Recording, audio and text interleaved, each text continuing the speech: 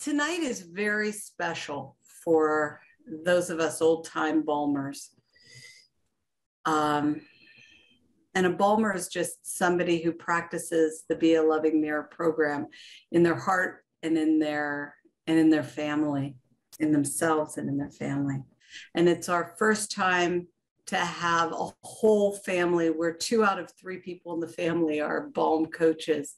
And these are, for us, milestones, because what we've found over the years is that the Be a Loving Mirror principles and steps have helped those of us who practice them to have a calmer view of our lives and our loved ones' situation and the situation that we find ourselves in. And this makes way for greater possibility of recovery in the family.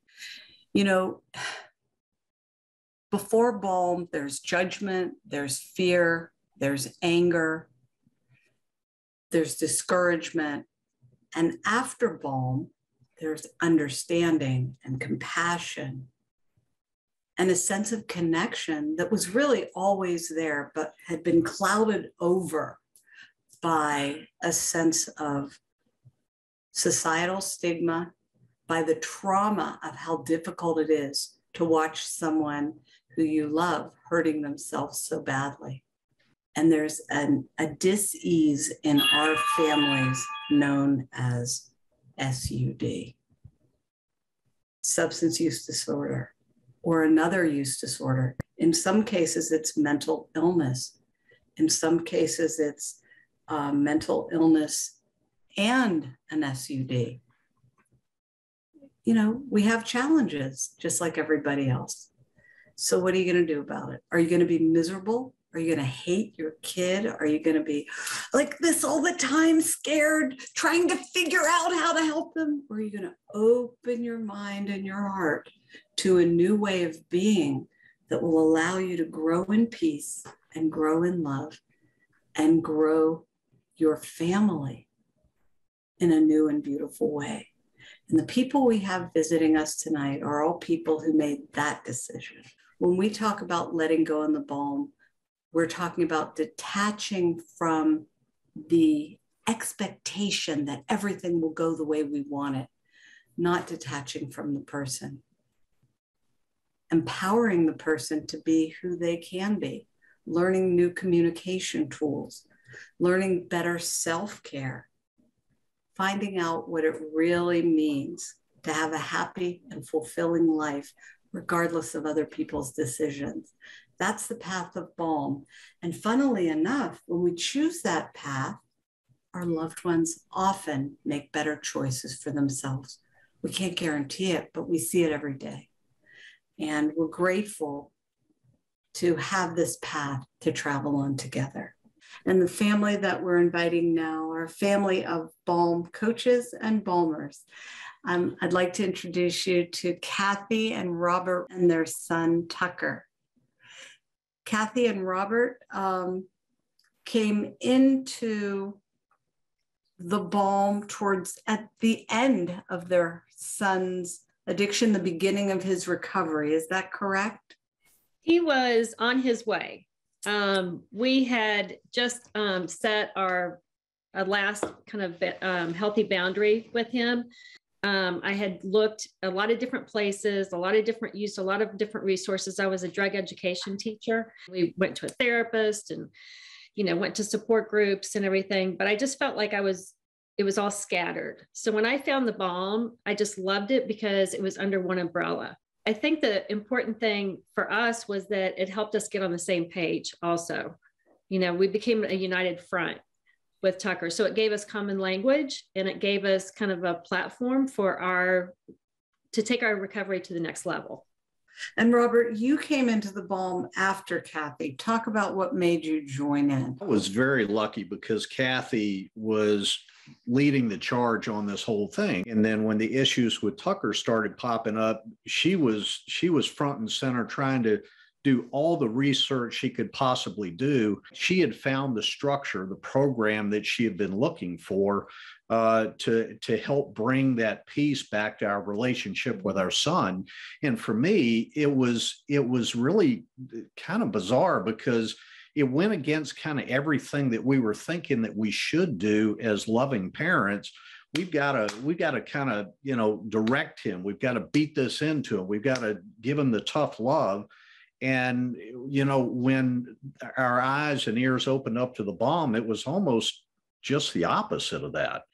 Kathy, can you talk about the power of one and how you used it in your family? I call the BALM my relationship manual. I use it with everybody in my life. And so when I think about the power of one, as I was transforming myself, it started transforming the people around me, my family members and, just the other relationships that I have. Wow. And how did it influence how you interacted with your son right from the get-go, Kat? We would fuel each other's fire and kind of go head to head. And so when I decided I had this, I would just keep saying to myself, be the peace, and I would say that to myself. And if things started escalating, I knew that I had to to be the peace. We were going to show respect with each other, whether it was face to face or even on the phone. And we came up with a signal. If we were, in the room with each other, we'd either put our hand up or we'd do this thumb in instead thumbs up. Everything's good. No, thumb in, it's time to stop the conversation. And it would stop and we'd all take a time out and then we'd come back. But we talked about it when we were calm. That's beautiful. Was it easy to do? And so once we started practicing it, it really did work. I mean, there was like maybe only one or two times where it was like there had to be a reminder. But there was one time Tucker called me and I would just said, Tuck, I think maybe, I need to hang up right now and you can call me back in a little bit. And so we did. And he called me back 5 minutes later. Hey, Mom, how's your day? Like he had never just called me. So we catch ourselves now, which is pretty cool. So we have a classic Tucker story that we'd like to share, if it's okay with you, Tucker. So we got a call one Saturday night, very, very late. 2 a.m. Tucker says, I've really screwed up. I've been in an accident. And of course, our first response is, are you okay? Yeah, I'm okay, but I'm really not in a good way here. It's been a terrible wreck. There's a phrase in the BALM, letting go without giving up or giving in. And I would call this his speed bump moment because it was really the speed bump that we had to get over because it was the first time that we really held fast to our boundary and we said, you're going to have to figure this one out. We're not coming to help. And it was the first time you'd ever done that. To that degree. Yes. I mean, that was, there were little things along the way, but this was a big one. First of all, we did not get here overnight. I mean, a lot had happened for us to be able to say, we cannot come get you. We know you can figure this out, but we looked at each other and we said, we can no longer do this. We have to allow the natural consequences, whatever that might be. And we had to be at peace with that. So we had to do a lot of work to get to that point. It was quite the tease because originally they had said, all right, we'll be right there. And then they called me right back and said, no, we're not going. You got to figure it out. And I mean, I'm under the influence of a whole lot of stuff at this point. And so I'm freaking out on the side of a road. My car's parked on an ice cream shop. And my life really flashed in front of my eyes. And I knew from that point forward that there was going to be no more manipulation. They were finally aligned on the same page. And a cohesive team is a whole lot different than a team that's split up. So, Tucker, how do you feel about kids figuring things out themselves now that you've had the experience of your family doing it for you for so long, and then you having that and moving forward from there with your own responsibility? I've really been able to put myself in the loved one shoe for these families and talk about how important it is to be that person that is understanding that, wow, my family's a cohesive unit right now, and there's no way I can get out of this. And when they call you and say, I need to leave this treatment center, it's an awful place, I don't fit in here, that's when you say, well, you have the choice. You can leave if you want, but you're not going to come home. And some of the most important lessons I learned were when my family really stuck up that wall and said, you're not coming here. How do you feel the BALM helped your family, Tucker?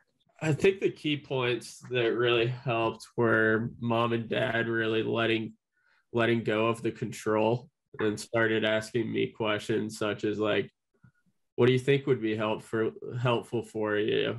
What do you want to do with your recovery? And it wasn't, you're going to go to meetings, you're going to go to this, you're going to meet with this person. I saw the work that they were doing by going to see a therapist, going to support groups, working the BALM, and doing everything they could for their own recovery. You have to be able to model it for the person that you're trying to get help. And if you're not going above and beyond and you're making excuses about my life's too busy, I can't do this, what do you think your loved one's going to do? Right. So true. So true. So now you're in coach training. Mom's a coach. You're in coach training. What made you decide to do it, and how's it going for you? When I was getting out of jail, I told my parents, if you can find somebody that has a story like mine, I'll work with them. And she went out there and found somebody that was a convicted felon that had been to jail and all that sort of stuff. And I went and met with him, and we talked football, we talked just life. And I was like, why am I even here? And I understood now through studying life coaching, he was just building that rapport with me, and we really hit it off. And although it took a while for me to really buy into the whole thing, I loved it so much more than therapy because it wasn't focused on the past. Like I've hit a very rough part of my life where addiction has taken complete control, and I need to figure out how I get from point A to point B. And that's where the life coaching really came into play. It was empowering. It was like, I can be vulnerable here and I'm not going to be judged. And I made a deal with myself. Like once I started getting clean, I felt like I was obligated to do this for a career because of what he did. His name was Joel. And what Joel did for me, I was like, I want to do that for others. Beautiful. So what would you say your relationships were like before BALM, Tucker, and what are they like now? It was like a roller coaster. It was like we had our really high moments together, and we had our really low moments together. Through working the BALM, it's so much more level. It's the communication. We call each other out in a loving way. We repeat things back to each other to make sure that we're hearing each other correctly, so that I can't come back and say, well, you said this yesterday. No, we didn't. And so that alone is something huge that's changed for us. Tucker, wherever he's been since he started his own path to recovery, he's built a team around him. And now that he's back here in Richmond, it's not the same team that it was in Denver or Boulder, but it's a team nonetheless. And he's got a core group of people that he'll on a routine basis, if he's struggling with something, he knows who to call to bounce ideas off of. And he and Kathy do that all the time now, but they're at a very different point in their relationship than they've been in years. Yeah.